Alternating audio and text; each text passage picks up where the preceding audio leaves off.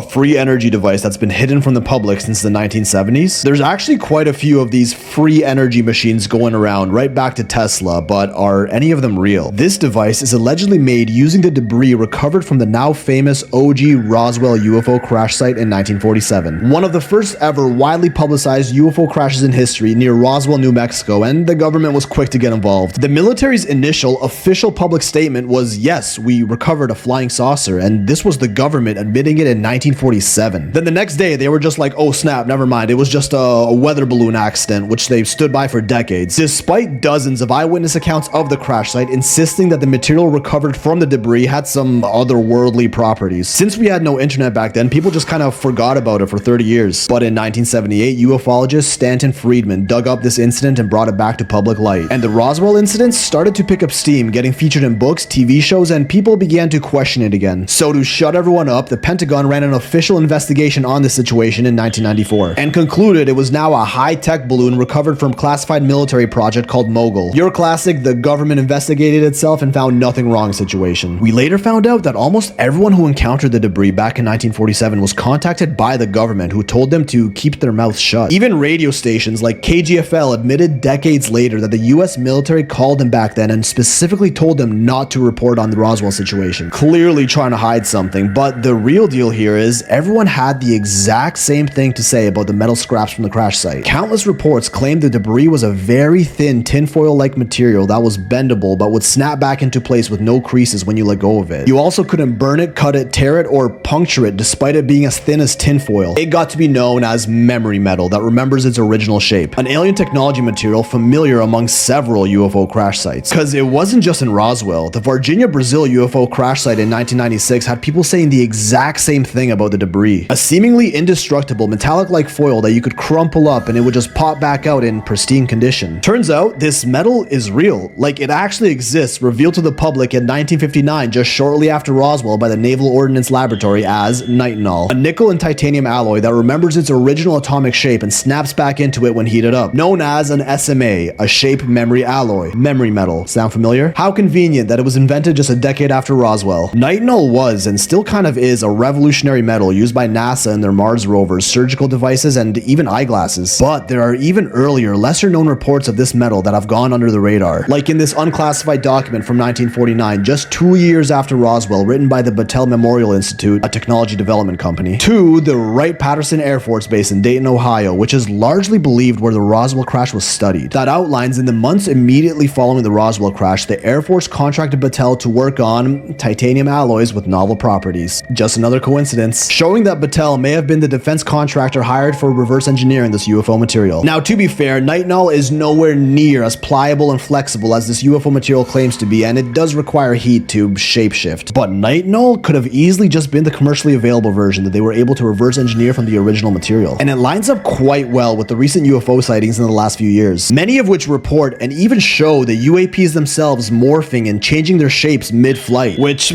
kinda looks like memory metal. UFO behavior descriptions that were deemed absolute nonsense in the 40s that turned out to be plausible at the very least almost 70 years later? Where have I heard that before? Oh yes, Bob Lazar. Remember this guy who told the world in the 90s the government's working on alien spacecraft and was called crazy for it? Then a few decades later, the Pentagon fully admits, yes, we've encountered UAPs in our skies. And this Freedom of Information Act request by Anthony Bragalia to the Defense Intelligence Agency revealed that the government is indeed testing on UFO debris. The declassified 154-page DIA document shows, in addition to remembering their original shape when bent or crushed, the retrieved debris possessed extraordinary capabilities, including the potential to make things invisible or slow down the speed of light. All in this report. Bob also said that he worked on an antimatter reactor that could generate its own gravitational force for a propulsion-less aircraft engine that could move outside the realm of our known physics. Labeled a nutcase lying through his teeth looking for attention in the 90s, and now the UAP reports of the last few years all stated these exact behaviors of craft movement. Erratic patterns that seem to defy physics and engines with no visible propulsion. As well, he stated that an and element 115, one not found on Earth, was the main source of fuel behind these reactors, a laughable suggestion. In 2003, element 115 was synthesized and officially added to the periodic table as moscovium. Although we haven't been able to stabilize it yet, this is clearly progress. He also suggested that the government is likely experimenting on extraterrestrial alien bodies, an absolute crackpot, right? In 2023, David Grosh admits to it in his famous non-human biologics quote, and the Mexican government literally reveals full-ass alien bodies to the world. You see, almost every claim made about UFOs from the 50s all the way to the 2000s was deemed at the time sheer insanity peddled by nut jobs. Decades go by, governments admit the truth, and everyone just kind of goes, oh, no way, I guess it's true, and the hype dies out. People lose interest until something new comes out, like those free energy machines I talked about earlier. Sometime in the 70s, after nitinol, the miraculous memory metal, was invented, this TV spot came out that featured perpetual motion engines, which converted nitinol into energy without any fuel spent. Listen to what this guy had to say. Nitinol engines as a real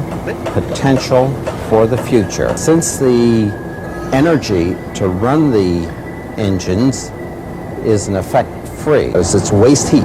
The atomic memory properties of nitinol is used together with hot water and cooling to continually expand and contract the metal to create motions like these, which are then converted into energy. The problem is you need a source of heat to heat the nitinol up and perpetuate this motion, and heat ain't free. Well, we do have natural hot springs, as well as geothermal sources, meaning deep within the earth where all the lava is, that could support that. But even then, you need to actually build the power stations that generate this nitinol energy, as well as distribute and maintain them, which all cost money. Sure, the stations may pay themselves off after 2 years or however long and operate free after that, but that's no different than any other renewable energy source like solar, wind, these cool wave buoys. Not exactly free energy unless I'm missing something here. But remember that nitinol is just a commercially available tip, and I think you all know how I feel about just the tip. The original shape-shifting alien memory metal is likely still being studied or maybe even successfully recreated in ultra-classified government projects, because the videos of those UAPs are clearly doing some shit way crazier than what nitinol can do. Maybe this real UFO memory metal does have properties that are so advanced that free energy devices like these would be fully possible. And governments, the global elites, are afraid of releasing it into our society as they're multi-trillion-dollar enterprises, and to be fair, the economy itself would likely crumble. So they have no choice but to keep it hidden. Remember guys, before anyone starts crying about misinformation, these are all just theories. I spitball interesting ideas and try to activate new parts of your brain. So if you can't handle them, why'd you even get this far into the video? How about those other free energy sources going around, like these Congo rocks, terrestrial ground energy, or Tesla's famous Wardenclyffe Tower that pulled atmospheric energy from the sky similar to that of the alleged Tartarian Empire? What if those were actually real and suppressed from the public? Because we might have to look into those next.